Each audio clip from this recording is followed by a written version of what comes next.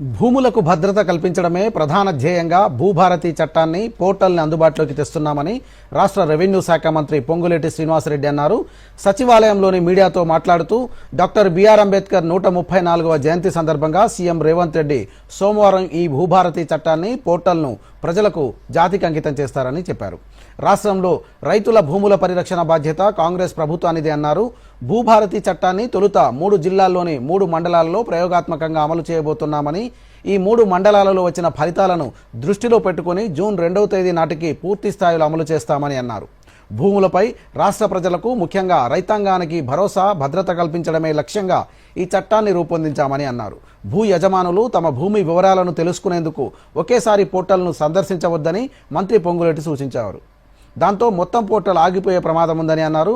కొంతమంది ఉద్దేశపూర్వకంగా పోర్టల్ను ఆగిపోయేలా చేయాలని చూస్తే చర్యలు తీసుకునేలా అధికారులను ముఖ్యమంత్రి ఆదేశించారని మంత్రి పొంగులేటి తెలిపారు. ఇందిరమ్మ రాజ్యం వచ్చిన తర్వాత ధరణిని బంగాళాఖాతంలో వేసి భూములున్న ఆసాములకు భరోసా కల్పిస్తామని, వారికి భద్రత కల్పిస్తామని చెప్పిన మాటలో భాగంగా రేపు 14వ తారీఖున సాయంత్రం ఈ భూభారత చట్టాన్ని గౌరవ ముఖ్యమంత్రి రేవంత్ రెడ్డి గారి చేతుల మీదుగా ప్రారంభించుకోబోతున్నాం. ఈ 14వ తారీఖు ఒక విశిష్టత ఉంది. డాక్టర్ బాబాసాహెబ్ అంబేద్కర్ గారి జన్మదినం.